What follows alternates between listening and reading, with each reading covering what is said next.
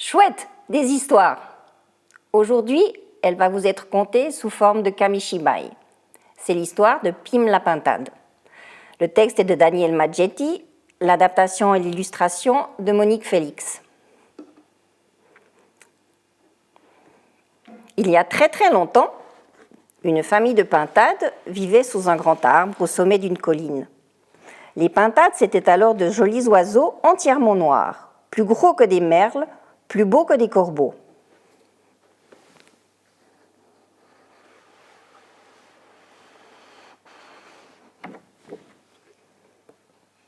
Une petite pintade, Pim, passait beaucoup de temps à regarder au pied de la colline le ruisseau qui serpentait à travers la plaine. « Maman, maman, qu'est-ce qui brille là-bas? Est-ce que je peux aller voir ?»« Non, Pim, tu ne dois jamais t'éloigner toute seule de notre grand arbre. À ton âge, on perd très vite son chemin. Remplis-toi les yeux avant de prendre la route.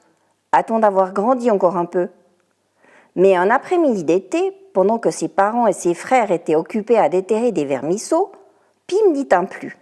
Le moment de partir était venu.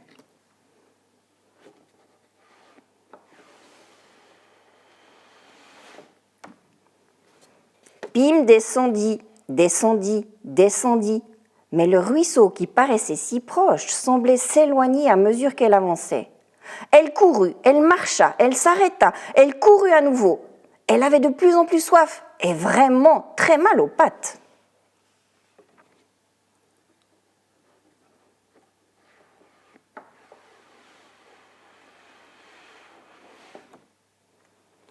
Voilà enfin Pim au bord de l'eau, fatiguée, mais si heureuse.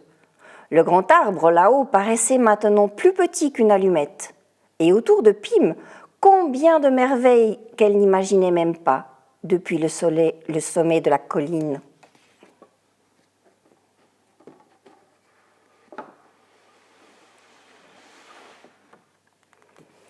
Pim vit de belles, d'énormes libellules qui voletaient au-dessus du ruisseau et dont le corps mordoré étincelait au soleil. Leurs grandes ailes transparentes vibraient dans l'air chaud. Dans le courant qui chantait, Pim observa les mouvements rapides des poissons. Ils jouaient à cache-cache sous les feuilles rondes et veloutées des nénuphars.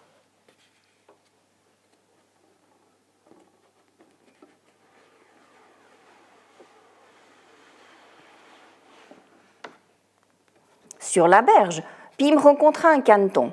En sa compagnie, elle pataugea dans la vase. Ils attrapèrent des lombrics et s'amusèrent à effrayer les grenouilles.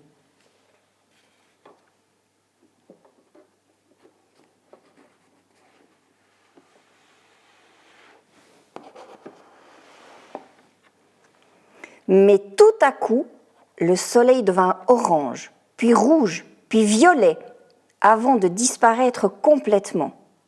Dans l'ombre grandissante, on distinguait de moins en moins bien l'herbe et les feuillages. Le soir tombait. Alors, voyant la lumière diminuer, Pim eut envie de rentrer chez elle. Mais comment trouver son chemin ?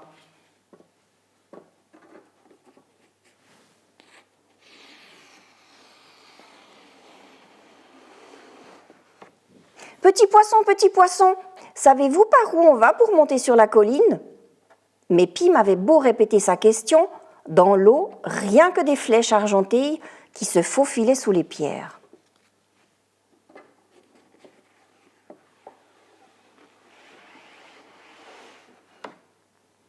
Belle libellule, connaissez-vous le chemin qui mène au grand arbre là-haut ?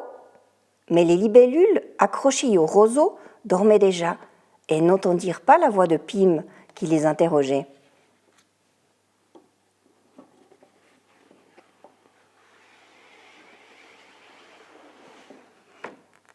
Ami Caneton, je t'ai montré ma maison de loin. M'aideras-tu à y retourner ?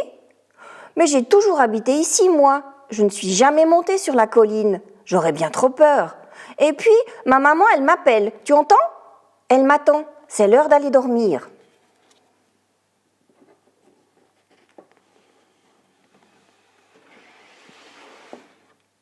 Toute seule au bord du ruisseau, Pim n'était plus qu'une tache noire qui se confondait avec la nuit de plus en plus épaisse.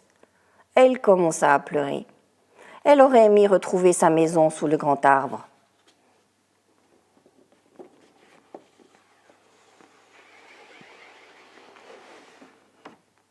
Une famille de lucioles venait de sortir prendre le frais. Alertées par les pleurs de Pim, elles s'approchèrent d'elle.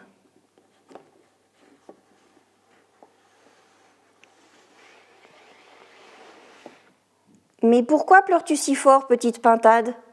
J'ai voulu voir le ruisseau. J'ai quitté ma maison sur la colline et maintenant il fait sombre. Je suis perdue. Je ne sais plus comment y retourner. Veux-tu qu'on te montre la route ? Nous sommes souvent allés nous promener jusqu'au grand arbre là-haut.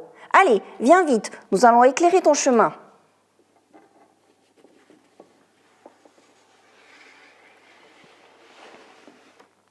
Lentement, la petite troupe remonta la pente de la colline plongée dans les ténèbres.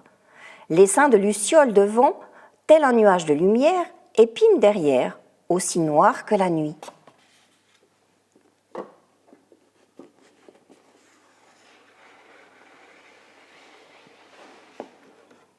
Après un long, long voyage, Pim et les lucioles arrivèrent sous le grand arbre. « Oh, mais te voilà enfin, Pim !» s'écria la maman Pintade. « Nous avons été très inquiets à cause de ton absence. Heureusement que tu as trouvé des amis qui n'ont pas peur de l'obscurité. Merci, gentille luciole, d'avoir veillé sur ma fille et de l'avoir reconduite ici. Allez, viens maintenant, Pim, il est tard. Tout le monde est fatigué. Nous allons tous nous coucher. »